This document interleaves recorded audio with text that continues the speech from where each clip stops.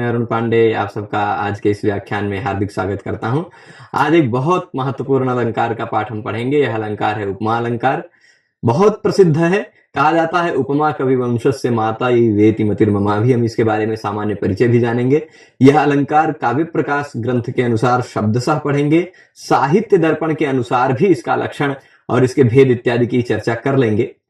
इसलिए क्योंकि आप जानते हैं यूजीसी नेट जेआरएफ या अन्य हायर लेवल की परीक्षाओं में यह अलंकार किसी परीक्षाओं में केवल नाम दे दिया है। उपमा अलंकार किस ग्रंथ के हिसाब से पढ़ना ये नहीं बताया है।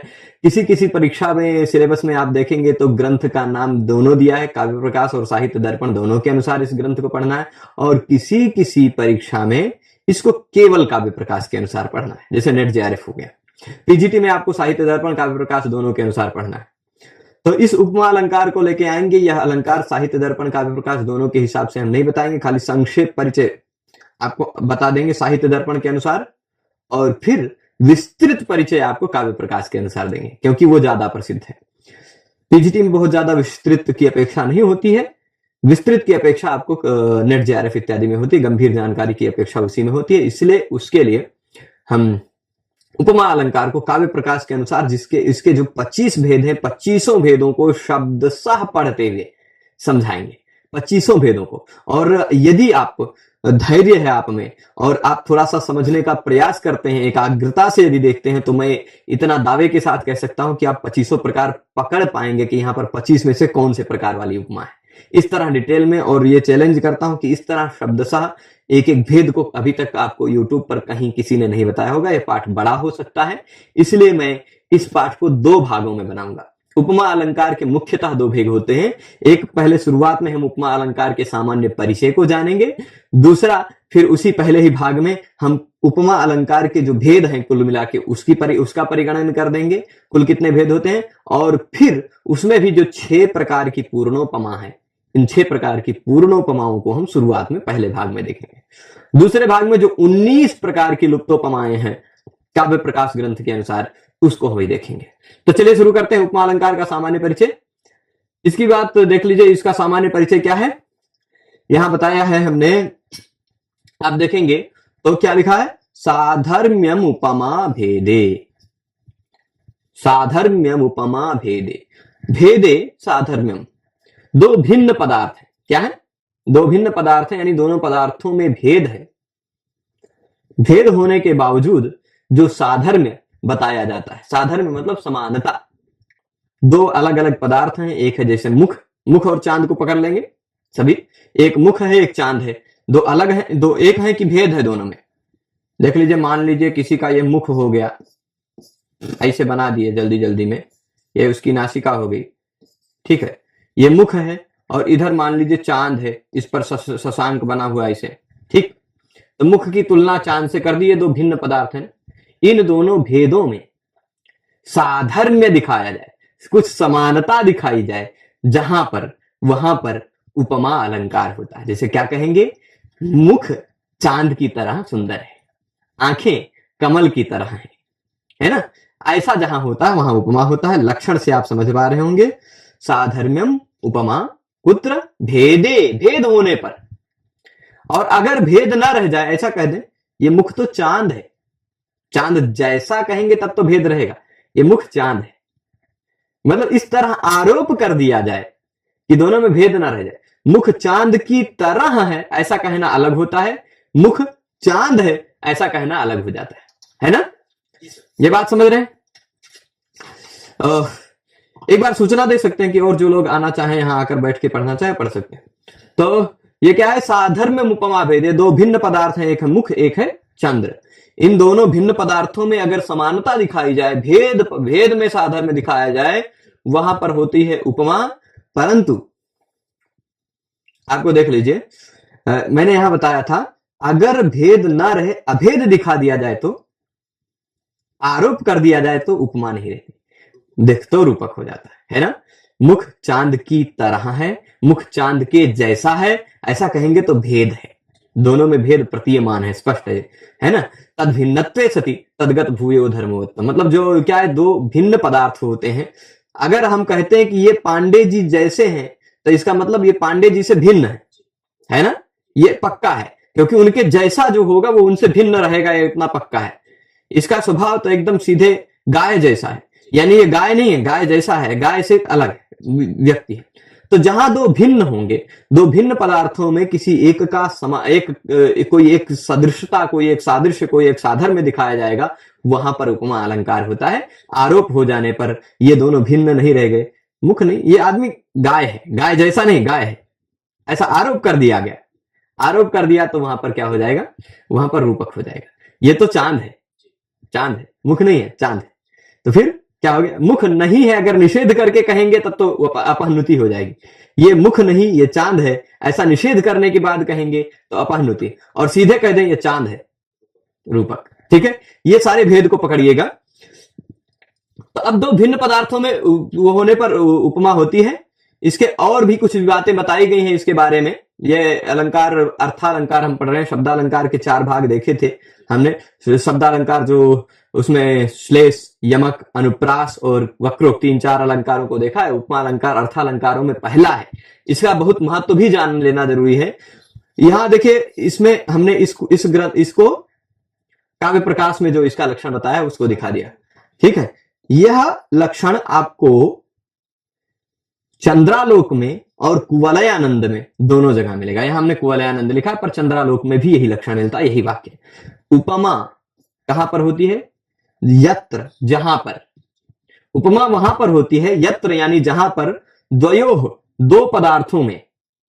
उपमा कहां पर होती है, जहां पर दो पदार्थ में कुछ सादृश्य की शोभा दिखाई पड़ती है। ठीक, जहां पर दो भिन्न पदार्थों में कुछ सादृश्य की शोभा दिखाई पड़ती हो, सादृश्य की सुंदरता को दिखाई पड़ती हो। द्वयोः का यहां फिर वृत्तिकार ने कुवलयानंद में ही वृत्तिकार का उपमान उपमेय हो ऐसा कहा है। दूसरी लाइन में कहा, देखिए आपको बता दें, अगर आपको अलंकार समझना है बढ़िया से तो आप साहित्य दर्पण काव्य प्रकाश को लीजिए, वहां उदाहरण अच्छे मिलेंगे। पर यदि आप उसके साथ साथ चंद्रालोक या कुवलयानंद का भी सहयोग ले लेते हैं तो आपके लिए अलंकार आसान हो जाता है, क्योंकि इन दो ग्रंथों की विशेषता है कुवलयानंद और चंद्रालोक की, कि दूसरी लाइन में उदाहरण दे देते हैं। एक लाइन में लक्षण, दूसरा लाइन उदाहरण, सीधे। जैसे इसी श्लोक का दूसरा लाइन मिलेगा, ये है उपमा यत्र सादृश्य लक्ष्मीरुल्लसति द्वयोः हंसीव कृष्ण ते कीर्ति सरगंगाम अवगाहते। हे कृष्ण, ते कीर्ति हंसी इव सरगंगाम अवगाहते। हे कृष्ण, तुम्हारी कीर्ति हंसिनी की भांति स्वरगंगा का अवगाहन कर रही है। दूसरी लाइन में एग्जाम्पल भी दे देते हैं। ये इन दोनों ग्रंथों की विशेषता कुवलयानंद और चंद्रालोक की। चंद्रालोक जयदेव का है, कुवलयानंद अप्पय्य दीक्षित का है। तो ये क्या कह दिया, जहां पर दो पदार्थों में, उपमान और उपमेय में सादृश्य की सुंदरता दिखाई पड़ती है, वहां पर उपमा होता है। वही बात देख लीजिए, शब्दों में भेद है। संज्ञासु केवलमयम् विदुषाम विवादा, शब्दों को कहने में थोड़ा सा भेद लगता है। अब मम्मट जी ने जो कह दिया वही बात अप्पय्य दीक्षित कहेंगे, उसी शब्दों में कहेंगे तो कहेंगे नकल करके लिख दिया, इसको अपना शब्दों आता नहीं है ना। वही बात उसी शब्दों में अगर विश्वनाथ जी कह देंगे तो कहेंगे नकल करके लिखा, और अलग शब्द लग दिया तो फिर लोगों को लगता है कि भाई ये तो अलग है, अलग है। विश्वनाथ को पढ़ते हैं तो पक जाते हैं, साहित्य दर्पण काव्य प्रकाश को पढ़ते हैं तो पक जाते हैं। ऐसा नहीं, समन्वय करके एक साथ देखते चलेंगे तो पूरा आसान हो गया, है ना, पूरा पूरा एक जैसा ही। अलंकार शेखर में, अलंकार शेखर नाम का एक ग्रंथ है, उस ग्रंथ में वो केशव मिश्र है उसके प्रणेता, उन्होंने क्या कहा है, कवि वंश की माता कहा है। कवि वंश की माता है उपमा। अगर कोई कवि बनना चाहता तो सबसे पहले तुलना करना सीखे, उपमा करना सीखे, है ना। कवि वंशस्य माता क्या कहा है, उपमा कवि वंशस्य मातई वेति मता मम। बहुत साधारण अलंकार नहीं है, यद्यपि इस अलंकार में कालिदास जी प्रसिद्ध है, उपमा कालिदास से। लेकिन इस संसार का सबसे पहला जो काव्य माना जाता है वाल्मीकि रामायण, उसमें आपको हजारों उदाहरण उपमा के मिलेंगे, एक दो नहीं, हजारों उदाहरण मिलेंगे। आप सुंदरकांड वाल्मीकि रामायण का पढ़िए, बालकांड पढ़िए, और कहीं भी लगभग हर दूसरे तीसरे श्लोक में एक उपमा मिल जाती है। इतना उपमा किया कालिदास की उपमा उसके आगे बहुत फीकी पड़ती। तो कविवंश की माता, कविवंश शुरुआत हुआ वाल्मीकि से, उनकी माता भी है, वहां पर भी उपमा है ना, बहुत उपमा। आगे देखिएगा, यह एक अर्थालंकार है, इसलिए काव्य प्रकाश के 10वें उल्लास में वर्णित है। साहित्य दर्पण में 10वें परिच्छेद में शब्दालंकार अर्थालंकार दोनों हैं, पर काव्य प्रकाश में 9वें में शब्दालंकार, 9वें उल्लास में, और 10वें में अर्थालंकार है। तो आप काव्य प्रकाश के 10वें परिच्छेद को, 10वें उल्लास को देख रहे हैं, और साहित्य दर्पण के 10वें परिच्छेद को देख रहे हैं। देख लीजिए, यही चीज हमने किया है। इसके लिए मुझे बैठ जाना पड़ेगा, मैं सिंहासनासीन हो जाता हूं। और इसमें आप देखेंगे तो उपमा को हमने इस साइड काव्य प्रकाश के अनुसार से सेट किया है, इस साइड साहित्य दर्पण के अनुसार से सेट किया है। हो सकता है कि मोबाइल में उतना ज्यादा जूम ना दिखे, इसलिए मैं जूम करके दिखाऊंगा। पहले साहित्य दर्पण, पहले काव्य प्रकाश का दिखा दूंगा, फिर साहित्य दर्पण का। पर मैं आपको बता दूं तो जो बात मम्मट जी ने ये 1 2 3 4 5 6 7 8 लाइनों में कहा, वही बात इन्होंने 1 2 3 4 5 6 7 8 9 10 11 12 और फिर इसके साथ साथ अगले पेज में भी देख लीजिए, इतना साहित्य दर्पण में इतने ढंग से कहा। तो खाली भेद मम्मट ने 25 बताया है, इन्होंने 27 भेद बताए। ठीक है, पूर्णोपमा मम्मट जी के अनुसार 6 होती है, इनके अनुसार भी 6। लुप्तोपमा मम्मट के अनुसार 19 है, इनके अनुसार 21 है। तो ये कुल 27 भेद बता देते हैं, मम्मट कुल 25 भेद बता देते हैं। पर आप सोचिए, खाली 25 भेद और 27 भेद, दुइये भेद एक्स्ट्रा है, पर इन्होंने उसी बात को कितना विस्तार से कहा। इनकी शब्दावली खोल के बतानी वाली है, और मम्मट जी की शब्दावली थोड़ी सूत्रात्मक है, कम शब्दों में वो ज्यादा कह देते हैं, है ना। पर दोनों ने बातें ज्यादातर एक जैसी ही कही। ठीक है, तो अब देखिए लक्षण देखिएगा। साधर्म्यम उपमा भेदे, पहले हम इसको थोड़ा सा जूम करके खाली इनको काव्य प्रकाश जी के अनुसार दिखा देते हैं, है ना। फिर उसके बाद साधर्म्यम उपमा भेदे, इसको समझा चुका हूं। दो भिन्न पदार्थों में भेद हो, और भेद होने के बावजूद उनमें कोई साधर्म्य दिखाई जाए, कोई समानता दिखाई जाए, है ना। साधर्म्य मतलब समानता। दो भिन्न पदार्थ हैं, उन दो भिन्न पदार्थों में हम कोई साधर्म्य दिखा रहे हैं, मतलब कोई समानता दिखा रहे हैं, तभी तो उपमा होगी। अब दो भिन्न पदार्थ, मुख और चंद्र, वही उदाहरण देंगे, नेत्र और कमल, उन दोनों में साधर्म्य, समानता, सुंदरता, रम्यता दिखाई जा रही है, इसलिए होता है उपमा, है ना। और यह भी उपमा खाली यहां तक लक्षण बताए, यहीं से भेद बताना शुरू कर देते हैं, यहीं से भेद बताना शुरू कर देते हैं। वह उपमा पूर्णा लुप्ता च। पूर्णा उपमा और लुप्ता उपमा दो प्रकार होती है। पूर्णा उपमा, लुप्ता उपमा, संधि कर दीजिएगा तो हो जाएगा पूर्णोपमा, लुप्तोपमा। ठीक है, तो पूर्णा और लुप्ता ये दो प्रकार की हुई, दो प्रकार की। यहां पर एक कॉमा लगा दीजिए। सा अग्रिमा, वह अग्रिमा उपमा। अग्रिमा उपमा कौन सी होगी? पूर्णा। अब पूर्णा के भेदों पर आ जा रहे हैं, है ना। अग्रिमा पूर्णा, और अपरा बाद वाली कौन सी है? लुप्ता। तो पहली जो उपमा का प्रकार है, अग्रिमा लुप्ता है, वह श्रौती और आर्थी दो प्रकार से होती है। आगे हम चार्ट बना के दिखाएंगे, चार्ट भी बनाया है हमने। अग्रिमा जो है वह श्रौती और आर्थी दोनों तरह की होती है। तो अभी पूर्णा उपमा कितने प्रकार की ही? दो, श्रौती पूर्णा और आर्थी पूर्णा। ठीक है, श्रौती पूर्णा, आर्थी पूर्णा। अब ये दो प्रकार हुई, इन दोनों को तीन तीन प्रकार कर दीजिए। श्रौत्यार्थी च भवेत, है ना। वाक्य समासे तद्धिते, वाक्य श्रौती, समासे श्रौती, तद्धिते श्रौती, तीन हुआ। वाक्य आर्थी, श्रौते समासे आर्थी और तद्धिते आर्थी। वाक्य, समास और तद्धित, है ना, यही बात है। तो ये चीज हो गया। पूर्णोपमा के 6 प्रकार बता दिए, लुप्तोपमा के जो 19 प्रकार बताए वो आगे बता देंगे, हम चार्ट के आधार पर बताएंगे तो ज्यादा समझ में आएगा। यहाँ पंक्तियों से न ले तो, क्योंकि तद्धर्म से लोपे, धर्म का लोप होने पर केवल श्रौती नहीं होती, बाकी 5 भेद होते हैं। ठीक, मतलब 6 5 11 हो जाएंगे। फिर उपमान को नहीं लेते हैं, खाली उपमान लुप्त होता है, तो वाक्य गा और समास गा 2 प्रकार होती हैं। 5 6 11 2 13 प्रकार हो गए। फिर उसके बाद समासे कर्माधार के चिक्केंगी, समासे समास में होता है और क्या होता है? वादी, वाचक शब्द, उपमा वाचक शब्द का होने पर समास में, कर्म में, आधार में, केचक्यंग में, इतने सब में होता है। तो ये सारी बातें जो और लुप्तोपमा के भेद हैं उनको विस्तार से बाद में जानेंगे। पहले अब इसी को हम साहित्य दर्पण के अनुसार भी समीक्षा कर लेते हैं, तुलना, है ना। साहित्य दर्पण के अनुसार यदि देख ले, इन्होंने साधर्म्यम कहा था, उन्होंने कहा है साम्यम, समानता, समान धर्मता, समानता, बात एक ही है ना। अगर अवैधर्म्यम साम्यम वाच्यम, विधर्मता से युक्त नहीं, ऐसा मत कह दीजिए ये राम उतने ही अच्छे हैं जितना रावण बुरा है, ऐसा नहीं। ये विधर्मता वाली हो जाएगी, क्योंकि अच्छा होना और बुरा होना विधर्म वाला, साधर्म वाला कोई, है ना, समान धर्म वाला, साम्य अगर कहीं पर वाच्य होता है, दिखाया जाता है एक ही वाक्य में, वाक्य के एक वाक्य में, तो वहां पर द्वयोः, दो उपमान और उपमेय की उपमा होती है। द्वयोः साम्यम वाच्यम, द्वयोः मतलब उपमान और उपमेय का समान साम्य बताया जाए जहां पर, वहां पर उपमा होती है। ठीक, वही बात इन्होंने भी कहा है, खाली शब्द बदल दिया है ना। वह पूर्णा होती है। ठीक, पूर्णा होती है कब? जब जहां पर सामान्य धर्म हो, उपमावाचक शब्द भी हो, ये दोनों हो। पूर्णा कब होती है? जब सामान्य धर्म भी हो और उपमावाचक शब्द भी हो। उपमान उपमेय तो है, ये है, यानी चार चीज होने पर उपमा पूर्णा होती है। इसको बाद में आके देखेंगे। ठीक है, और उपमेयम चोपमानम च भवेद वाच्यमेवं पुनः। ठीक है, तो क्या क्या चार चीज होनी चाहिए? यहां इन्होंने थोड़ा पूरा विस्तार से लिखा है, इन्होंने संक्षेप में कर दिया है। पूर्णा उपमा कब होती है? जब सामान्य धर्म हो।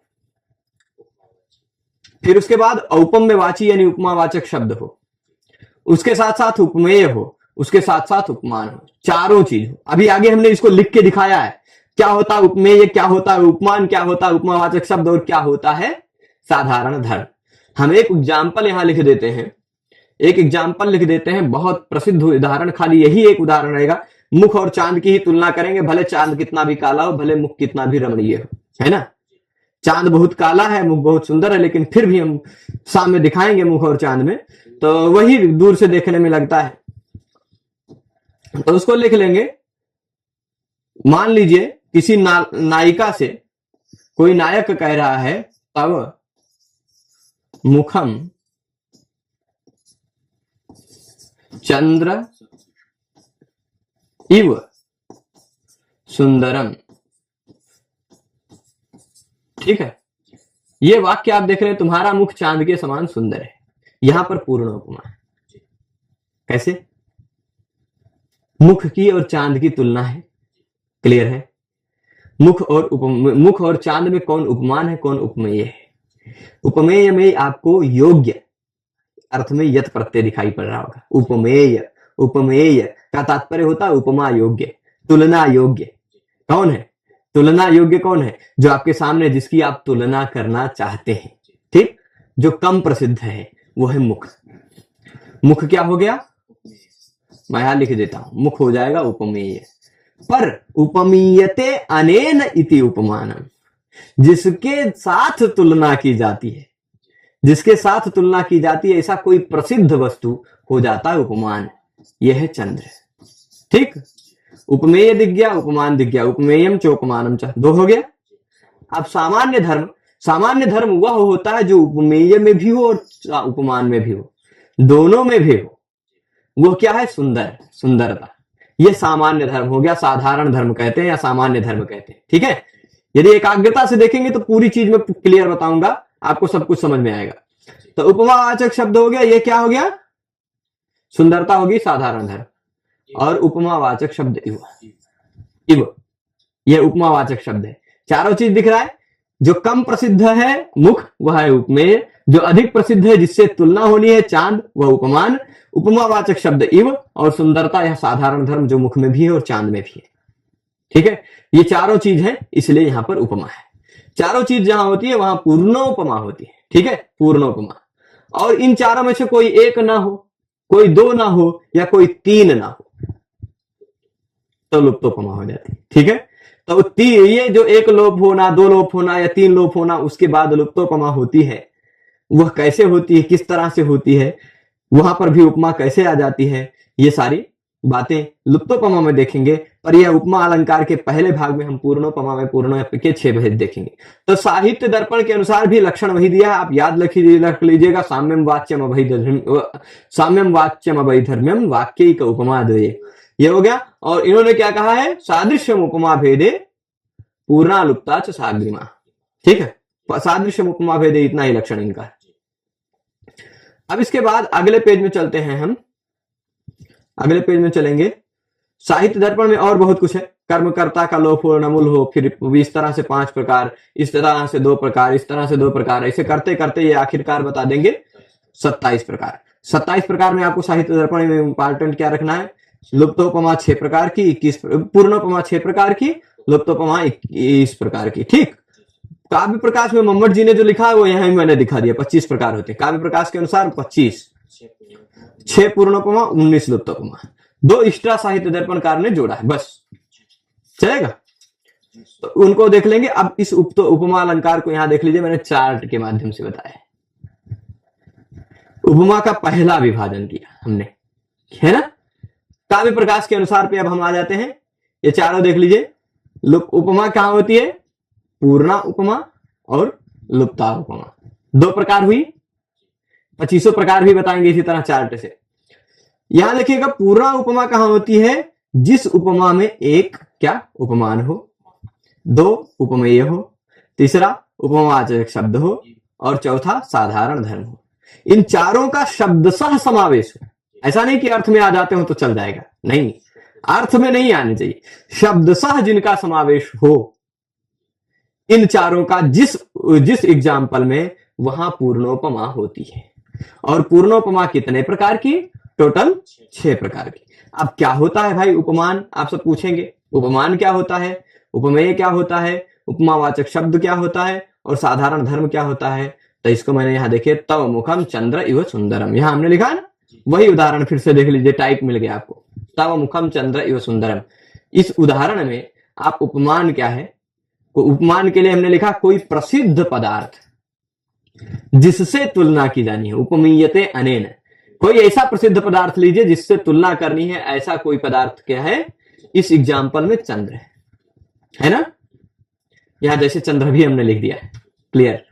फिर उपमेय क्या है, ये 4 चीज याद रखिएगा। उपमेय उपमान में कंफ्यूज हो जाते हैं, बहुत सारे लोग कंफ्यूज हो जाते हैं, कभी उपमान को उपमेय कह देंगे, उपमेय को उपमान कह देंगे, और उल्टा करेंगे तो फिर प्रतीप अलंकार हो जाएगा। प्रतीप अलंकार, उपमा का विपरीत अलंकार होता है प्रतीप। प्रतीपम उपमेयस्योपमानत्व प्रकल्पनम तल्लोचन समम पद्मम तद्वक्त्र सदृशो विधु, ऐसा कुवलयानंद में कहा। प्रतीप कहां होता है, जहां उपमान को उपमेय बना के बताते हैं, उपमान को उपमेय बना देते हैं, उपमेय को उपमान बना देते हैं। तुम्हारे आंखों के समान कमल है और तुम्हारे मुख के समान चंद्र है, चंद्र के समान तुम्हारा मुख, ऐसा नहीं कहेंगे। तद्वक्त्र सदृशो विधु, चांद तुम्हारे मुख के समान है, कमल तुम्हारी आंखों के समान है, यानी उसको उल्टा कर देते हैं, वो प्रतीप हो जाता है। तो ऐसा ध्यान दीजिएगा, उपमेय और उपमान में क्लियर रखिएगा, जो ज्यादा प्रसिद्ध है वह क्या है, उपमान। ज्यादा प्रसिद्ध पदार्थ जिससे तुलना करनी वो उपमान, जैसे चंद्र। और जिसकी तुलना करनी, जो आपके सामने, जिसको आप देख रहे हैं, जो कम प्रसिद्ध है, वो है उपमेय, उपमा योग्य। उपमेय मतलब उपमा योग्य, ठीक है। तो अब देखिएगा, जैसे मुख, वाचक शब्द क्या होता है, इव, यथा, तुल्य, सदृश, सम इत्यादि। जैसे यहां इस एग्जाम्पल में क्या रखा है, इव, दिख रहा है, तीनों चीज मिल गया, उपमान मिल गया चंद्र, उपमेय मिल गया मुख, उपमावाचक शब्द मिल गया इव। और फिर साधारण धर्म होता है, जो उपमान और उपमेय दोनों में हो। उपमान में यानी मुख में, उपमान में यानी चंद्र में, और उपमेय में यानी मुख में, इन दोनों में जो हो सुंदरता, वो होगी साधारण धर्म। यहां शब्दशः कहा गया, चारों को शब्दशः कहा गया है, इसलिए पूर्णोपमा होगी। ये बात समझ रहे हैं। तो देख लीजिए, ये होगी। अब यहां देख लीजिए लुप्तोपमा, दूसरा, ये पहला पूर्णोपमा बताए तो दूसरा लुप्तोपमा। लुप्तोपमा क्या होता है, लुप्तोपमा क्या होती है और कहां होती है, देख लीजिए। जहां पर उपर्युक्त चारों में से किसी 1, 2 या 3 अंगों का लोप होता है, वहां लुप्तोपमा। मान लीजिए मुख नहीं है ना, ये ऐसे कह देंगे, चंद्र रम्यम मुखम तव, चंद्र रम्यम मुखम तव, वहां इव का लोप हो गया। उपमानानि सामान्य वचन ही से समास कर देंगे, है ना। समास हो जाने के बाद चंद्र रम्यम मुखम तव, या ऐसे कह देंगे, घनश्यामः गच्छति, घनश्यामः में घन इव श्यामः, ऐसा भी ग्रह आता है, मेघ की तरह श्याम है। तो वहां इव शब्द नहीं सुनाई पड़ रहा है, घनश्यामः, इव शब्द का लोप हो गया है, इसलिए वाचक लुप्ता हो जाएगी, ठीक है। ऐसे 1 लुप्त हो जाता है, या 2 लुप्त हो जाता है, 3 लुप्त हो जाता है, वो सब लुप्तोपमा जब हम पढ़ेंगे दूसरे भाग में उपमा अलंकार के, तब समझाएंगे। अभी पहले पूर्णोपमा का प्रसंग है, तो पूर्णोपमा के सभी उदाहरणों को समझ लेते हैं, ठीक है। तो ये चल जाएगा लुप्तोपमा काव्य प्रकाश के अनुसार 19 प्रकार की होती है और साहित्य दर्पण के अनुसार लुप्तोपमा 21 प्रकार की। 2 और जोड़ दीजिएगा साहित्य दर्पण में। साहित्य दर्पण के अनुसार 21, काव्य प्रकाश के अनुसार, मम्मट के अनुसार 19। जो पीजीटी की तैयारी कर रहे हैं उन लोगों को इतना ही ध्यान रखना है। 6 पूर्णोपमा दोनों जगह पर, 19 लुप्तोपमा मम्मट, 21 लुप्तोपमा विश्वनाथ साहित्य दर्पण। और क्या कहते हैं, कुल उपमा 25 मम्मट, कुल उपमा 27 साहित्य दर्पण का। ठीक है, विश्वनाथ। अब चलिए ये आगे समझ आते हैं पूर्णोपमा 6 प्रकार कैसे हो जाती है। इसको हम पूरा का पूरा 25 का चार्ट बनाए हैं, 25 का प्रकार का। तो पहले एक ही पेज में 25 नहीं आ सकता है, आप जानते हैं 25 बताएंगे तो आप सब पक भी जाएंगे। तो इसलिए यहां देखिएगा थोड़ा सा ही बड़ा, हाँ देख लीजिए पूर्णोपमा कैसी हुई। पूर्णोपमा श्रौति और आर्थी च भवेत, श्रौत्यार्थी च भवेत, वाक्ये समासे तद्धिते। वाक्य गा लग गया, वाक्य गच्छति इति वाक्य गा, वाक्य में जो गमन, वाक्य में जो अवगत हो रही है वो वाक्य गा। समास में जो अवगत हो रही है उपमा वह समास गा उपमा। जहां तद्धित में वो अवगत हो रही है उपमा वह तद्धित गा। ठीक है, और ये तीन, ये जो वाक्य गा, समास गा, तद्धित गा है, ये इसका भी भेद है। वाक्य गा, समास गा, तद्धित गा, 6 प्रकार हो गए। तो इसको आप कैसे कहेंगे, वाक्य गा श्रौति पूर्णोपमा, समास गा श्रौति पूर्णोपमा, तद्धित गा श्रौति पूर्णोपमा। उसी तरह वाक्य गा आर्थी पूर्णोपमा, समास गा आर्थी पूर्णोपमा, तद्धित गा आर्थी पूर्णोपमा। अब क्या होता है भाई श्रौति और क्या होता है आर्थी। श्रौति वह होता है जहां शब्द को सुनने के बाद, जहां को शब्द को सुनने के बाद सीधे सीधे आपको उपमा प्रतीत हो जाए। ठीक, तो ऐसे कुछ सिंपल शब्द हैं, इव इत्यादि, इव यथा, तुल्य, इव यथा इत्यादि शब्द हैं। वो सारे शब्द जब प्रयुक्त होते हैं तो वहां साफ साफ सीधे पकड़ में आ जाता है कि ये तो हाँ ये शब्द सुनने से। पर कहीं कहीं क्या होता है, शब्द को सुनने से ही सीधे नहीं आता है, उस शब्द का अर्थ जानना पड़ता है, उस अर्थ में थोड़ी सी गहराई में जानना पड़ता है ना। तो थोड़ा सा वहां पर क्या होता है कि अर्थ में थोड़ा और अंदर जाना पड़ता है, इसलिए वो आर्थी होती है। ठीक है, तो श्रौति और आर्थी चलेगा। श्रौति और आर्थी के बाद अब यह 6 पूर्णोपमा इस तरह से आप समझ गए होंगे। तो हम थोड़ा सा ऊपर चलते हैं। छहों की विशेषता यहां हमने लिखी है, कुछ छोड़ा नहीं है, देख लीजिए कुछ नहीं छोड़ा है। वाक्य गा श्रौति पूर्णोपमा कब होती है, समास गा श्रौति पूर्णोपमा कब होती है, तद्धित गा श्रौति पूर्णोपमा कब होती है, वाक्य गा आर्थी पूर्णोपमा कब होती है, और वाक्य गा समास गा आर्थी पूर्णोपमा कब होती है, तद्धित गा आर्थी पूर्णोपमा कब होती है। ये 6 प्रकार बताएंगे, 6 की विशेषता बताएंगे और 6 के एग्जाम्पल में इन 6 के लक्षणों को घटित कराएंगे। ठीक है, तो थोड़ा सा धैर्य अगर रखेंगे पूरा समझ में आएगा। वाक्य का श्रौति पूर्णोपमा कब होती है, जहां पर इव शब्द का प्रयोग वाक्य में हो, इव यथा इत्यादि शब्दों का प्रयोग कहां पर हो, वाक्य में हो। ठीक है, इवादि शब्दों का प्रयोग कहां पर होना चाहिए, वाक्य में होना चाहिए, इसलिए वाक्य गा रही। और ये क्या होगा, श्रौति समास गा का हो, जहां इव इत्यादि शब्दों का प्रयोग समास में आ जाए। इव इत्यादि शब्दों का प्रयोग वागर्थाविव समास हो गया, तो इस शब्द का प्रयोग समास में आ जाए, इसलिए समास गा हो जाएगी। और कहीं पर मान लीजिए समास में भी नहीं है इव इत्यादि शब्द, वाक्य में भी नहीं है, पर वत प्रत्यय लग गया, वती प्रत्यय लग जाए, है ना। जैसे चंद्रवत सुंदरम मुखम, चंद्रवत, वत तुलना अर्थ में है ना, चंद्र के समान कह लेंगे आप। तो अब वती प्रत्यय होता है 2 सूत्रों से। आपको इस चीज को क्लियर कर दूं, कंफ्यूज नहीं रहना है। एक चीज बता देता हूं, तत्र तस्यैव 2 सूत्र है वती प्रत्यय करने के लिए। 2 सूत्र है, एक तत्र तस्यैव है और तेन तुल्यम क्रिया चेद वती, ये 2 सूत्र है।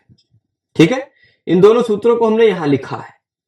अब आप तत्र तस्यैव में तस्य इव दिखाई पड़ रहा होगा आपको, तस्य इव दिखाई पड़ रहा है ना, और यहां तेन तुल्यम दिख रहा है। मैं आपको बता दूं ना, चाहे आप तत्र तस्यैव से प्रत्यय लगाइए, चंद्र शब्द से वती प्रत्यय लगाएंगे तो बनेगा चंद्रवत। ठीक, चंद्रवत शब्द में ही वती प्रत्यय है। अब आप कैसे पहचाने चंद्रवत शब्द में वती प्रत्यय तत्र तस्यैव से लगा कि तेन तुल्यम से लगा है। कैसे पहचानेंगे? तो मैं आपको बता दूं, विवक्षा से सब कुछ होता है। विवक्षा से सब कुछ होता है, बोलने की इच्छा से सब कुछ होता है। इस बात को पूरा क्लियर कर दूं, विवक्षा क्या है, विवक्षा कितना बड़ा फैक्टर होता है किसी बात को समझने में। जैसे आप देख लीजिए, खाना बनाते हैं ना, तो आप ऐसा कह सकते हैं मैं खाना बना रहा हूं, कह देते हैं ना, आपने विवक्षा से अपने आप को कर्ता बना दिया। पर अगर आप बोलना चाहें तो क्या बोल देते हैं, कुकर तो बहुत अच्छा खाना पकाता है। आपने विवक्षा से कुकर को कर्ता बना दिया। अरे गैस पे बहुत अच्छा पक जाता, चूल्हा खाना नहीं पका पाता, गैस अच्छा पका लेता है। ये कढ़ाई बहुत अच्छा सब्जी पकाती है ना। या ये बैगन खुद ब खुद बहुत अच्छा पक जाता है, बैगन बहुत अच्छा पक जाता है। हम कर्ता अपनी इच्छा के अनुसार जिसको चाहे बोल सकते हैं, बना सकते हैं, होता है ना। तो वैसे ही हम किसी भी शब्द का अपनी इच्छा के अनुसार जैसा चाहे वैसा अर्थ ले सकते हैं। यदि हम अपनी इच्छा के अनुसार इस चंद्रवत शब्द का अर्थ लेना चाहते हैं, चंद्रस्य इव, ठीक, चंद्रस्य इव यह अर्थ ले रहे हैं, तो तस्य इव, ये तत्र तस्यैव से षष्ठी वो समास वती प्रत्यय लगा है ना। और यदि चंद्रवत शब्द का हम अर्थ लेना चाहते हैं, चंद्रेण तुल्यम,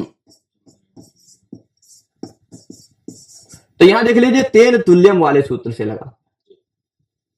चाहे जिस सूत्र से वती प्रत्यय लगाएंगे रूप बनेगा वही चंद्रवत, ठीक।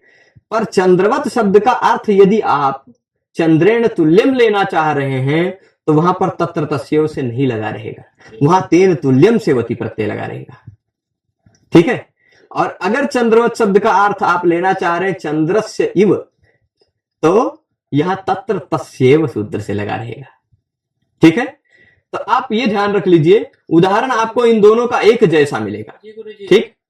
तद्धित गा का उदाहरण एक जैसा मिलेगा, तद्धित गा का उदाहरण कैसा मिलेगा, एकदम एक जैसा, ठीक है। आगे चलते हैं, यहां पर बता देते हैं, देख लीजिए वाक्य का समास का वही बात है। वाक्य में तुल्य सदृश समान इत्यादि शब्दों का प्रयोग होने पर वाक्य का अर्थी, तुल्य सदृश समान इत्यादि शब्द होता तो साफ साफ शब्द से ही हम नहीं पकड़ पाते हैं कि यहां उपमा है। अर्थ समझने के बाद, पूरे वाक्य का अर्थ समझने के बाद ही हम पकड़ पाते हैं। और अगर समास में ही तुल्य सदृश समान इत्यादि शब्द आ जाए तो भी आर्थी पूर्णोपमा होगी, पर समास में है तो समासगा हो जाएगी। और तद्धित का वती प्रत्यय लगेगा तो तद्धित गा, वती प्रत्यय लगा तो तद्धित गा ही होगी, ठीक है, तद्धित गा। अब इसके बाद हम इन सबका एक एक पेज में क्लियर किए हैं। श्रुति में इव और यथा का, हाँ, श्रुति में इव इत्यादि शब्द, इव यथा, और इसमें क्या है, तुल्य सदृश इत्यादि, तुल्य सदृश सम इत्यादि शब्द है, ठीक है। सभी शब्दों की लिस्ट भी मिल जाएगी, आप चिंता मत कीजिए। हम उदाहरण देते हैं, उदाहरण। अभी इससे पहले हमने विशेषता जानी 6 प्रकारों की, अब 6 प्रकारों की उदाहरण की विशेषता है। देख लीजिए यहां पर, तव मुखम रम्यम यथा चंद्र, पूर्णोपमा आपको दिखाई पड़ेगी। कैसे, देखिए उपमान चंद्र है। उपमान मतलब जो वह प्रसिद्ध धर्म जिससे तुलना की जानी है, ऐसा कोई प्रसिद्ध वस्तु जिससे तुलना की जानी है, जिसके साथ समानता दिखानी है, तो वो प्रसिद्ध वस्तु कौन है, यहाँ चंद्र। उपमा एक चीज, उपमान मिल गया एक चीज, चारों चीज मिलनी चाहिए पूर्णोपमा होनी, ठीक है। दूसरी चीज क्या मिल गई, जिसकी तुलना की जानी है वह उपमेय। किसकी तुलना की जानी है, चांद से किसकी तुलना हो रही है, मुख की, तो मुख यहाँ उपमेय मिल गए। 2 चीजें मिल गई, उपमान भी है, उपमेय भी है। जिससे तुलना होनी है वो भी है, जिसकी तुलना होनी है वो भी है, ठीक है। अच्छा चलिए, दोनों मिल गया, तो आप अब आगे देखेंगे क्या, समान धर्म, दोनों में क्या समानता है, तो रम्यता, चांद भी रम्य है, मुख भी रम्य है। साधारण धर्म भी मिल गया, तीसरा चीज मिल गया, है ना। और यहां उपमावाचक शब्द एक प्रयोग है, यथा, ठीक। चारों चीजों का प्रयोग होने के कारण पूर्णोपमा है। पर अब वाचक शब्द के आधार पर ही हम निर्धारित करते हैं कि यहां पर क्या है, समास गा है कि तद्धित गा है कि वाक्य गा है। वाचक शब्द के आधार पर, वाचक शब्द ना लगा हो, अगर तद्धित का वत प्रत्यय लगा हो तो तद्धित गा हो जाएगी। और अगर यही शब्द समास में प्रयुक्त हो गया हो तो समास गा हो जाएगी। पर समास में नहीं, 2 अलग अलग शब्दों के रूप में वाक्य में प्रयोग हुआ हो। यहां यथा का प्रयोग समास में है कि वाक्य में है, वाक्य में है। परंतु अगर कह दें चंद्र इव, ऐसा एक साथ हो जाएगा। इव के साथ ये चंद्र इव, इव के साथ हमेशा समास ही होता है। इव के साथ हमेशा समास ही होता है, विभक्ति का लोप नहीं होता। इवेन समासो विभक्ति लोपश्च। ये आपको दो अलग अलग शब्द दिखाई पड़ रहे होंगे, पर दो अलग शब्द नहीं है, एक ही शब्द है, चंद्र इव। क्यों? चलिए इसकी जगह पे मान लीजिए चंद्र इव की तरह हम यहां पर वागर्थाविव, आप उदाहरण देखे होंगे, वागर्थाविव है ना। एक मिनट, इसको हम थोड़ा सा फिर से मिटा के ठीक से लिखें, नहीं वागर्थाविव कोई पढ़ने लगेंगे, सब शुद्ध कम पढ़ते हैं, अशुद्ध ज्यादा पढ़ते हैं, है ना। वागर्थाविव, यहां एक ही शब्द है। क्या होता है, एक पाणिनीय व्याकरण में नियम है, इव शब्द का कहीं भी प्रयोग होता वहां नित्य समास होता है। कौन सा होता है? नित्य समास होता है। इवेन नित्य समास, कहीं कहीं नित्य समास पाठ मिलता है, कहीं कहीं समास मिलता है। इवेन समासा विभक्ति लोपश्च, बीच में इव के साथ समास तो हो जाता है, पर बिचवा में रहने वाली विभक्तियां का लोप नहीं होता। वागर्थों में जो औ विभक्ति थी, औ द्विवचन वाली, उसका लोप नहीं हुआ। उसी तरह चंद्र इव में, चंद्रा में जो विभक्ति थी उसका लोप नहीं हुआ, केवल आदर्शन हो गया है, नहीं दिखाई पड़ रहा विसर्ग, विसर्ग का लोप हुआ, विभक्ति का लोप नहीं हुआ। तो विसर्ग का लुक हुआ है, इस कारण से यहां पर और आगे संधि नहीं होगी, ऐसा रह जाएगा चंद्र इव। संधि नहीं होगी, पर वो एक का शब्द माना जाएगा, एक ही स्वर व्यवस्था रहेगी दोनों शब्दों में, ठीक है। तो चंद्र इव यहां पर देखिए क्या है, समास में इव शब्द का प्रयोग है। समास में इव शब्द का प्रयोग होने के कारण समासगा है। और चारों चीजें, मुख भी है, चंद्र भी है, रम्यता भी है और इव भी है, चारों चीजें। मुख मतलब उपमा, उपमेय, चंद्र यानी उपमान, रम्यता साधारण धर्म और इव उपमावाचक शब्द है, चारों चीज है, ठीक है, इसलिए समासगा। अब आगे देख लीजिए, तीसरा चीज हम बता रहे हैं, तो मुखम, मुख उपमेय है, चंद्रवत, चंद्रवत, या चंद्र है उपमान, और रम्यम साधारण धर्म, ठीक। यहां वत एक प्रत्यय लगा है जो उपमावाचक शब्द माना जा सकता है, उपमावाचक है, वत तरह, है ना। तो वती यह उपमावाचक है, और यहां पर मुख उपमेय, चंद्र उपमान और रम्यता साधारण धर्म, चारों चीज है, इसलिए पूर्णोपमा है, ठीक है। एक ही उदाहरण को हम घुमा घुमा कर इसलिए बता रहे हैं कि आप अंतर समझ पाए। तो अब देखिए, चंद्रवत हो जाने पर चंद्रवत शब्द का हम अर्थ क्या लेंगे? विग्रह। चंद्रवत का हम अर्थ लेंगे चंद्रस्य इव। तो चंद्रवत का अर्थ यदि हम चंद्रस्य इव लेंगे तो तत्र तस्येव सूत्र से लगा है ना। जैसे तस्यापत्यम, इस सूत्र से हम अण प्रत्यय करते हैं तो दशरथस्य अपत्यम अर्थ लेते हैं, है ना। तस्य इदम, इस सूत्र से अण करते हैं तो तस्य इदम ऐसा विग्रह लेते हैं। रामस्य इदम, है ना। पाणिनेः इदम पाणिनीयम। तो जिस अर्थ में जैसा जिस सूत्र से प्रत्यय होता है उसी तरह का अर्थ लेना पड़ता है। तो तस्य इव इस सूत्र से हुआ है तो चंद्रस्य इव इस तरह विग्रह लेंगे। और तेन तुल्यम सूत्र से हुआ है, तेन तुल्यम क्रिया चेदवती, तो चंद्रेण तुल्यम ये वाला विग्रह लेना पड़ेगा। विग्रह का अंतर समझ जाएंगे। अब देखिए, आर्थी पूर्णोपमा का उदाहरण दे देते हैं। हमने कहा था इव यथा शब्द का प्रयोग होगा तो श्रुति होगी, सम, सदृश, तुल्य, समान इत्यादि शब्दों का प्रयोग होगा तो आर्थी। यहां सम शब्द का प्रयोग है इसलिए आर्थी है, ठीक है। और पूर्णोपमा क्यों है? क्योंकि चारों चीज है, मुख भी है, चंद्र भी है, सुंदरता भी है और समानता भी है, ठीक है। चारों चीजें, मुख मतलब जिसकी तुलना होनी है वो भी है, चंद्र यानी जिससे तुलना होनी है वो भी है, उपमान और उपमेय, उसके साथ साथ सम यानी जो एक शब्द है जो दोनों में उपमावाचक कराता है, उपमावाचक शब्द। और एक चीज है साधारण धर्म, सुंदरता, जो कि मुख में भी है और चंद्र में भी है, साधारण धर्म, ठीक है। तो उपमान, उपमेय, उपमान चंद्र है, उपमेय ये है, साधारण धर्म ये है, और फिर सुंदरता साधारण धर्म है और समवाचक। इन चारों के होने के कारण यहां पर पूर्णोपमा है, पूर्णोपमा है, और समम शब्द के कारण आर्थी, ठीक है। तो इस तरह से हो गया। यहां चंद्र सदृशम एक साथ कर दिया, समास कर दिया। जैसे चंद्रवत यहां चंद्र इव कर दिया था, एक साथ कर दिया था, वैसे चंद्र सदृशम, सदृश शब्द का प्रयोग है, सदृश शब्द का प्रयोग होने के कारण आर्थी है। और मुख भी है, चंद्र भी है, सदृश भी है, सुंदर भी है, चारों चीजें, इसलिए पूर्णोपमा है ना। और चंद्र सदृश शब्द एक समास में प्रयुक्त है, इसलिए समासगा है। उदाहरण से क्लियर हो रहा है ना, आराम से देख लीजिए। चंद्र सदृशम एक साथ है, समास में प्रयोग हुआ इसलिए समासगा। सदृश शब्द का प्रयोग होने के कारण आर्थी, और चारों अंग उपमा के अंग उपमेय, उपमान और फिर उपमावाचक धर्म और साधारण धर्म, उपमावाचक शब्द और साधारण धर्म, चारों चीज है ना, इसलिए पूर्णोपमा भी है। ठीक है, अंतिम भेद इसका देख लेते हैं। तद्धित का अर्थी पूर्णोपमा का, मुख उपमेय, चंद्र उपमान, वत उपमावाचक शब्द और रम्यता सुंदरता साधारण धर्म, चारों चीज है पूर्णोपमा है। चारों चीज यानी पूर्णोपमा हमने सिद्ध कर दिया।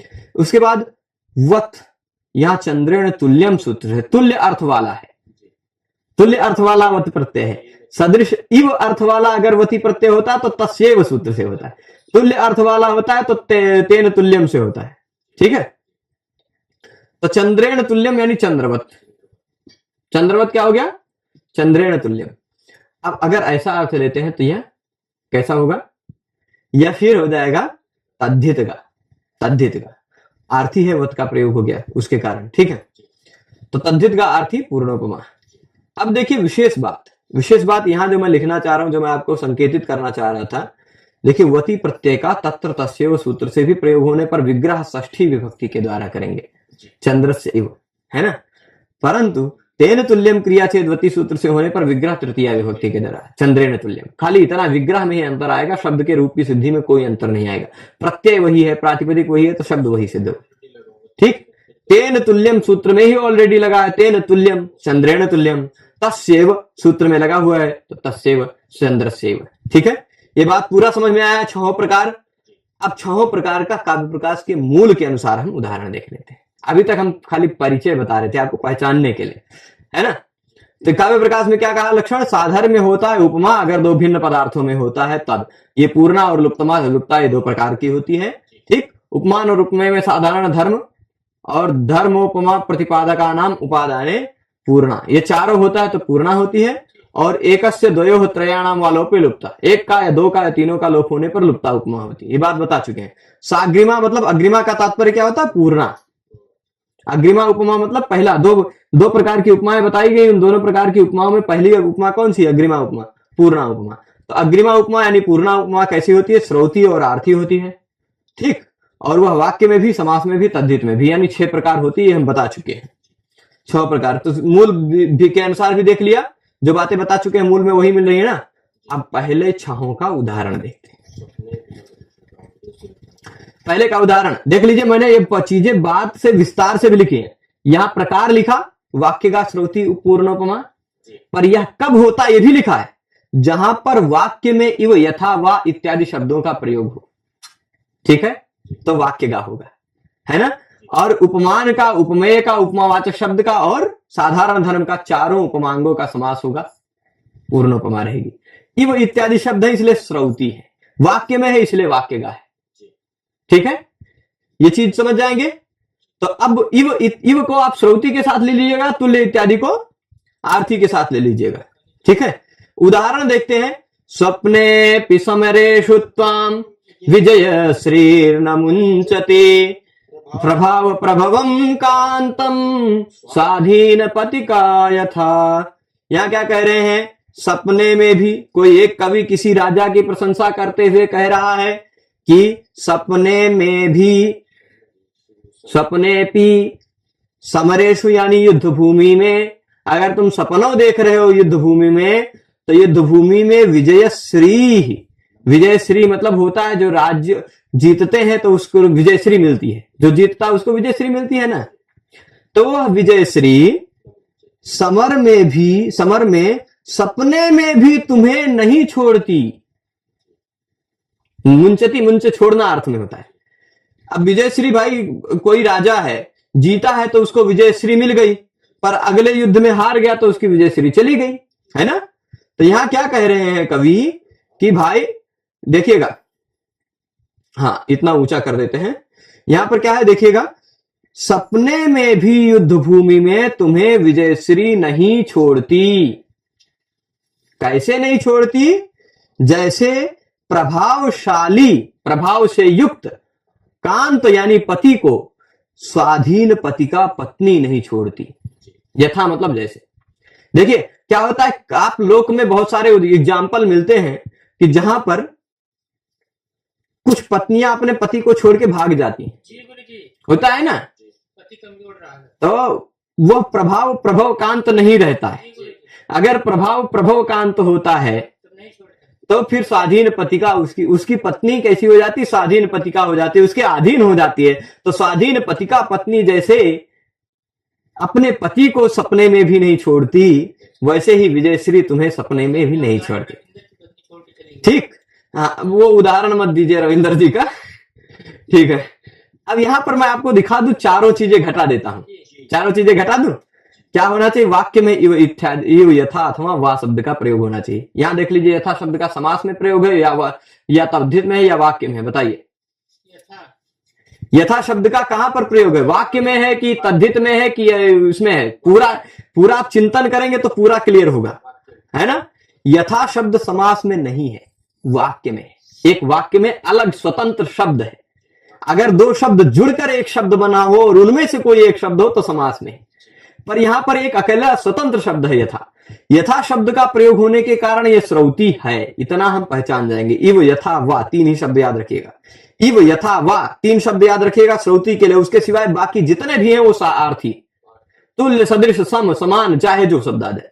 ठीक है, तो अब देखिएगा, यथा शब्द है यानी श्रौती, और यथा शब्द कहां पर है? एक स्वतंत्र शब्द है वाक्य में, इसलिए वाक्यगा।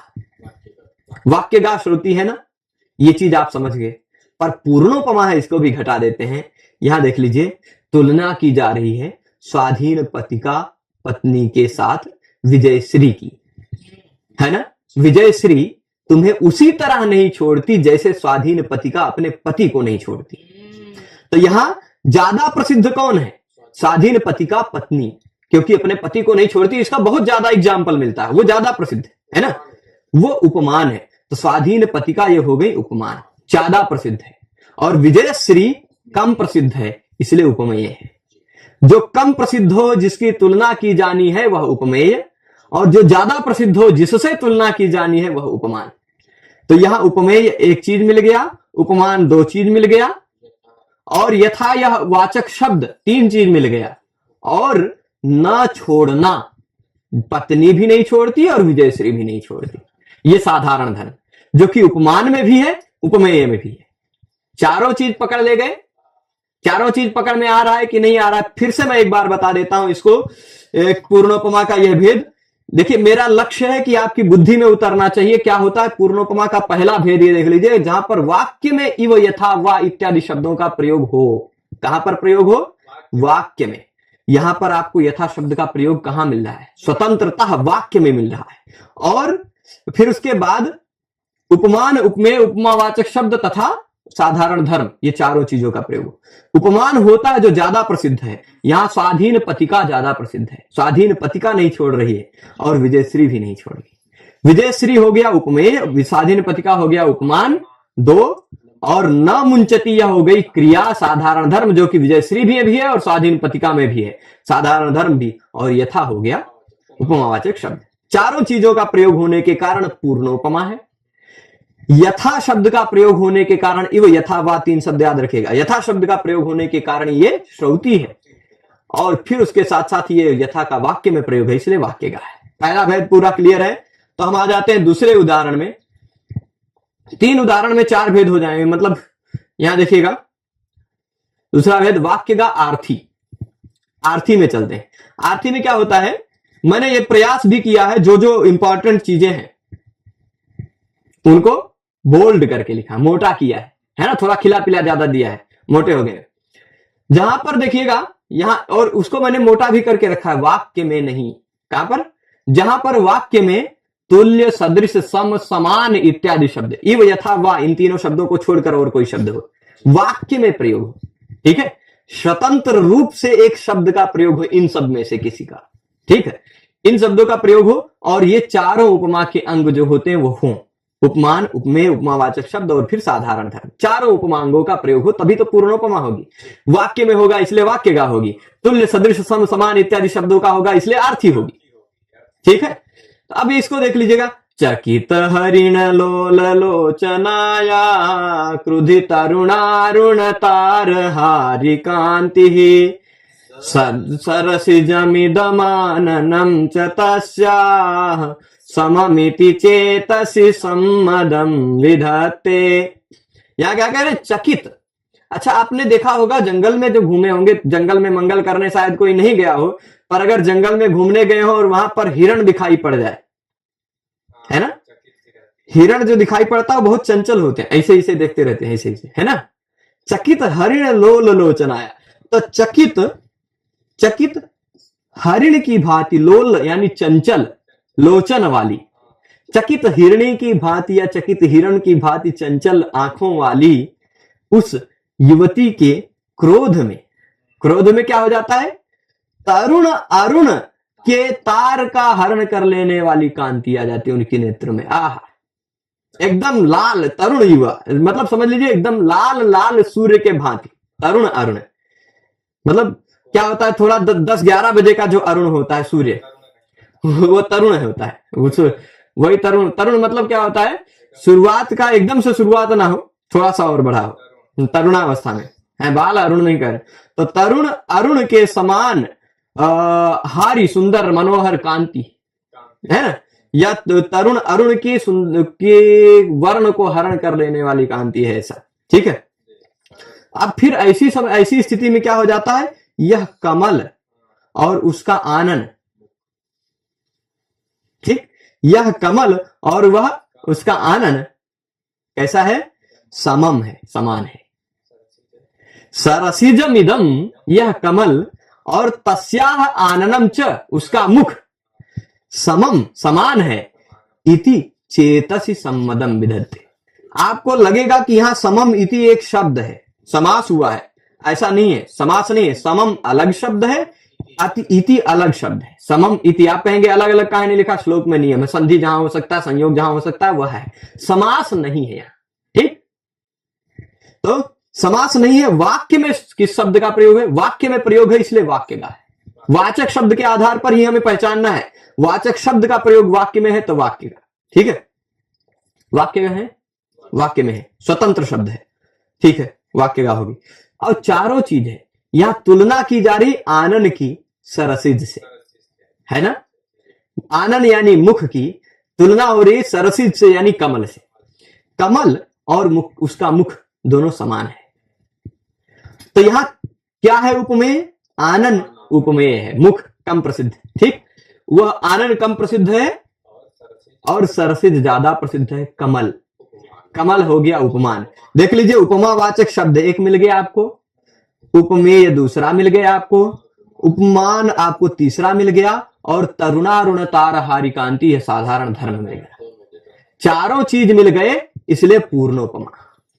परंतु तरुणारुण तारहारी कांति की विस्तार बता दें, तरुणावस्था को प्राप्त हो चुके सूर्य की भांति कांति वाला उसका आनन भी है।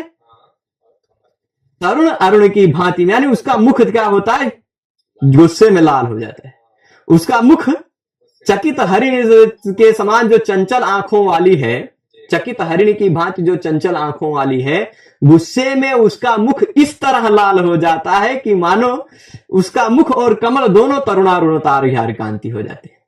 मुख भी उसका तरुण अरुण की, तरुण अरुण मतलब तरुणावस्था को प्राप्त अरुण की समान है, और आनन भी और कमल भी, ठीक है, दोनों। तो आपको यहां सरसिज दिख रहा है उपमान, आनंद दिख रहा है उपमेय, समम यह वाक्य में प्रयुक्त उपमावाचक शब्द दिख रहा है, और तरुणारुण तारहारी कांति आनंद में भी है और मुख में भी है, आनंद में भी और उसमें भी है, सरसिज में भी है, साधारण धर्म भी।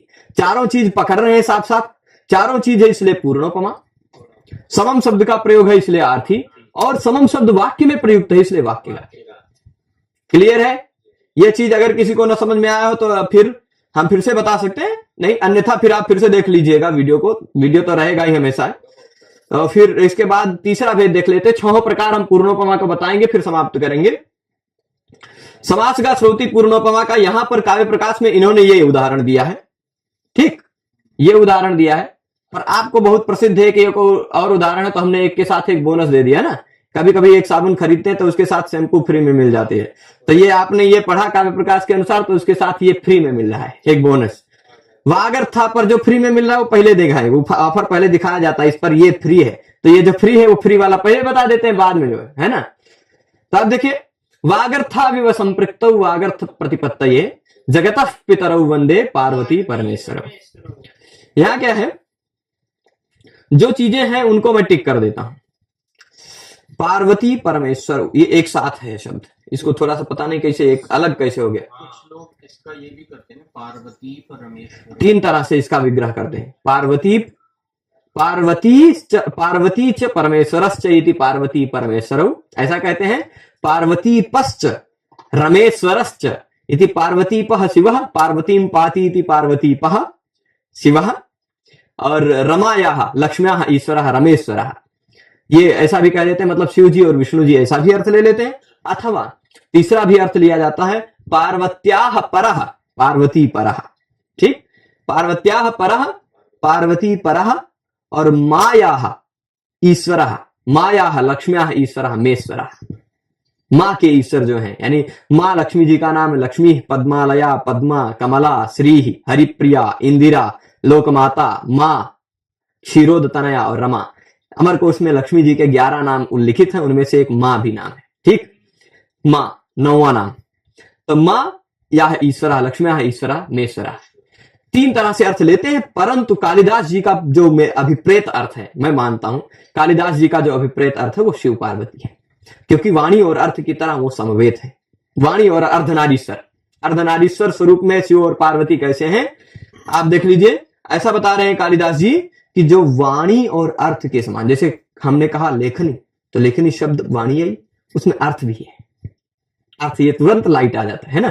तो वाणी और अर्थ जैसे एक दूसरे से जुड़े हुए हैं, संपृक्त हैं, एक दूसरे से संपर्क साधे हुए हैं, एक दूसरे के बिना नहीं रहते हैं। जहां वाणी आए वहां, जहां आपको ये दिखाई पड़ेगा उसका शब्द आपके दिमाग में आएगा, जहां आप शब्द सुनेंगे उसका अर्थ ये आएगा। तो ये दोनों आपस में इस तरह संपृक्त हैं।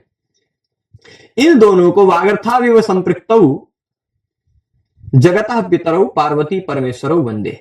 जगत के पिता माता जो है, जो जगत के माता पिता हैं, ऐसे जगत के माता पिता पार्वती परमेश्वर की वंदना करता हूं। किस लिए? वागर्थ प्रतिपत्ति, वाणी और अर्थ की प्रतिपत्ति के लिए, वाणी और अर्थ के ज्ञान के लिए। इसका अर्थ पर हम ये तो सामान्य अर्थ आप जानते ही हैं, हम इसमें उपमा कैसे वो समझा देते हैं, ठीक है। पार्वती परमेश्वर, पार्वती परमेश्वर एक है फैक्टर यहां पर, वागर्थाविव दूसरा है, ठीक है। और एक मिनट, वागर्थाविव ये दो चीज है इसमें, एक चीज है पार्वती परमेश्वर, एक है वागर्थव, एक है इव, तीन है। और फिर उसके बाद संपृक्तव एक है, यही चार चीज है। जैसे पार्वती और परमेश्वर क्या है? संपृक्त है, वाणी और अर्थ भी संपृक्त है, ठीक है। पार्वती और परमेश्वर भी संपृक्त है, वाणी और अर्थ भी संपृक्त है, इसलिए संपृक्तव यह साधारण धर्म है। एक चीज मिल गया, ये वो यहां मिल गया दूसरा चीज।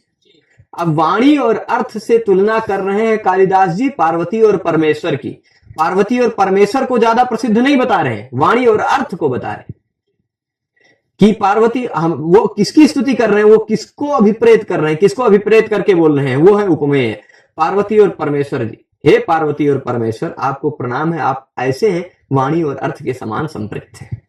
तो वाणी और अर्थ से तुलना कर रहे हैं पार्वती और परमेश्वर की, इसलिए वागर्थो हो जाएगा उपमान, पार्वती परमेश्वर हो जाएगा उपमेय, इव है उपमावाचक शब्द, और संपृक्त यह है साधारण है। चारों चीज मिल रहा है, यही पूर्णोपमा है। पूर्णोपमा है पर कैसा है? इव शब्द का प्रयोग होने के कारण, इव शब्द का समास में होने के कारण समासगा है, और इव शब्द ही है इसलिए श्रौती है। समासगा श्रौती पूर्णोपमा का उदाहरण है।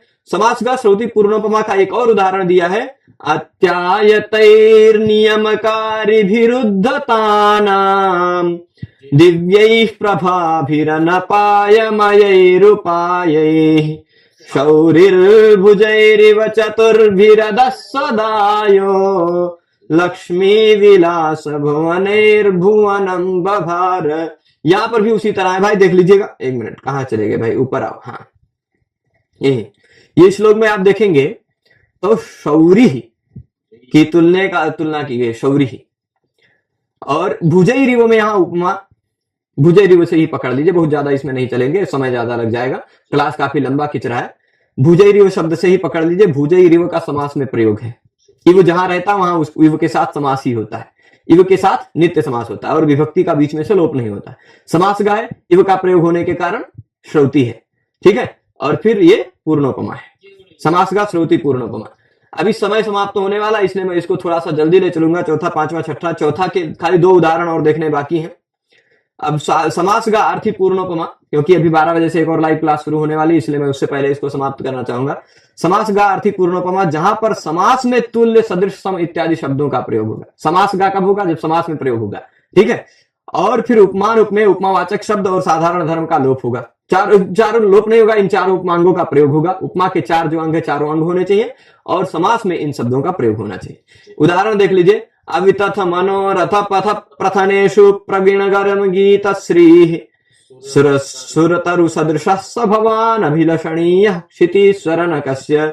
देखिए, निरंतर, अवितथ का तात्पर्य होता है निरंतर मनोरथ के मार्ग को प्रशस्त करते रहते हैं आप। जो निरंतर लोगों का मनोरथ होता है उसको आप पूर्ण करते रहते हैं, इसलिए आपकी गरिमा गाई जाती रहती है, आपके अच्छे गुण और आपकी गरिमा गाई जाती रहती है। आप कल्प वृक्ष के समान हैं, आप भला किसके अभिलषणीय नहीं हो सकते। कोई किसी राजा को कह रहा है, क्षितीश्वर भगवान आप कस्य न अभिलषणीय, किसके अभिलषणीय नहीं, मतलब भला कौन ऐसा होगा जो आपको नहीं चाहता होगा, ठीक है। तो अब यहां पर निरंतर मनोरथ को पूर्ण करते रहते, यहां पर खाली हम जो सारांश है वो बता देते हैं। कल्प वृक्ष के समान वो है क्षितीश्वर, पृथ्वी राजा। राजा की तुलना की गई है, यानी राजा हो गया उपमेय। सूरतरु से तुलना की गई है, किससे तुलना की गई है? सूरतरु से तुलना की गई है कल्प वृक्ष से, तो ये उपमान। और सदृश शब्द का प्रयोग है, वाचक शब्द है ना।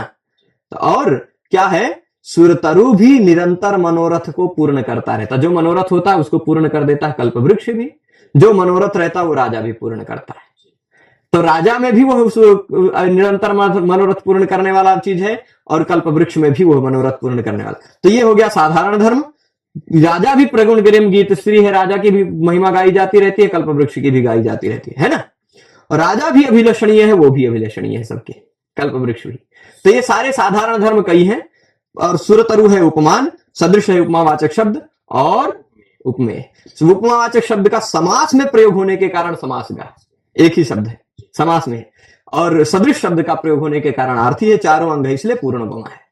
2 उपमा पूर्णोपमा के और 2 भेद बचे, उनको जल्दी से खत्म कर देंगे। एक ही श्लोक है उदाहरण में, इसी श्लोक में दोनों उदाहरण है, ठीक। एक ही श्लोक पढ़ेंगे, दोनों उदाहरण है। तद्धित का श्रोति पूर्णोपमा, इसलिए हमने इसको खाली मोटा करके रखा है। जहां पर देखिए तद्धित का तात्पर्य है तत्र तस्यैव सेवति प्रत्यय होगा, हमने इसको समझाया है, वहां पर तद्धित का पूर्णोपमा होगी।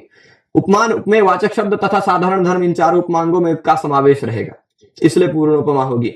अब देख लीजिए, गांभीर गरिमा तस्य सत्यम गंगा भुजंगवत दुरालोकस्य समरे निजाघांबर रत्नवत।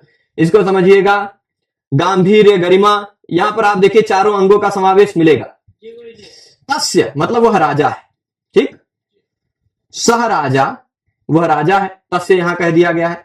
वह राजा की गांभीर्य गरिमा, गंभीरता राजा की कितनी है, सच में गंगा भुजंग की तरह, गंगा सागर की तरह, ठीक। उसकी गंभीरता, उस राजा की गंभीरता गंगा के सागर की तरह, ठीक है।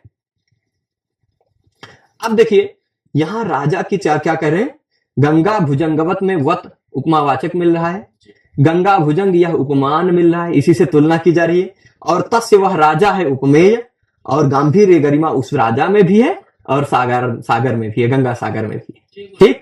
तो ये साधारण धर्म हो गया, ये उपमेय हो गया, ये उपमान हो गया, यह वाचक शब्द हो गया।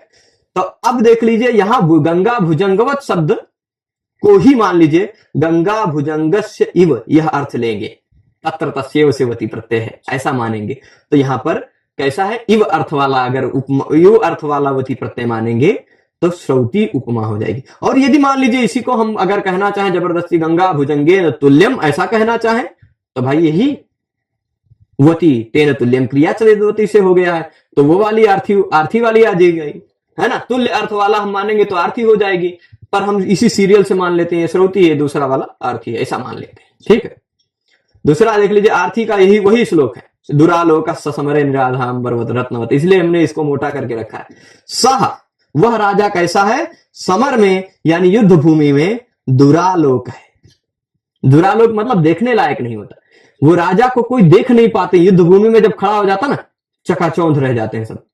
सह समरे दुरालोका कथम निदाघांबर रत्नवत, निदाघ मतलब गर्मी के समय में, निदाघ मतलब गर्मी के समय में अंबर यानी आकाश का रत्न जो सूर्य है वो कैसे है, सूर्य को देख पाओगे ऐसे, तो जैसे निदाघांबर रत्न दुरालोक होता है वैसे वह राजा भी युद्ध भूमि में दुरालोक है। तो आप देखिएगा यहां पर, आप देखिएगा राजा की तुलना सह की, ये उपमेय है, उसकी तुलना की जा रही है। निदाघांबर रत्न मतलब सूर्य, उपमान हो गए, ठीक, राजा है उपमेय, और फिर उसके बाद वती उपमावाचक शब्द भी है, और दुरालोकता साधारण धर्म है। यहां वती प्रत्यय तेन तुल्यम क्रिया चेद वती से है, क्योंकि निदाघांबर रत्नेन तुल्यम ऐसा अर्थ लेंगे हम, निदाघांबर रत्नेन तुल्यम ऐसा अर्थ लेंगे, तो वती प्रत्यय तेन तुल्यम क्रिया चेद वती से है, इसलिए तुल्य अर्थ वाली वती प्रत्यय है, इसलिए आर्थी है। ठीक, चारों सभी उपमांगों का समावेश है, इसलिए पूर्णोपमा है, और वती प्रत्यय इसलिए तद्धित प्रत्यय इसलिए तद्धित का है। तो इस तरह से हमने 6 प्रकार की पूर्णोपमाओं का अध्ययन किया। अब यहां से आगे लुप्तोपमा है, और लुप्तोपमा के जो प्रकार हैं इसको चार्ट के आधार पर हम अग्रिम भाग में देखेंगे। आज के इस पाठ में इतना ही रोकते हैं। आप सभी लोग इस पाठ में जुड़े रहे, उसके लिए आप सबको बहुत बहुत धन्यवाद। आशा करता हूं पाठ अच्छा लगा होगा, और यदि आपको कुछ ना समझ में आया हो तो आप इस पाठ को दोबारा रिवाइज करके देख लेंगे, विश्वास से कहता हूं, क्योंकि मैंने इसको पूरा खोल के इस तरह से बताया कि आपको पूरा समझ में आएगा। ठीक है, सभी को धन्यवाद।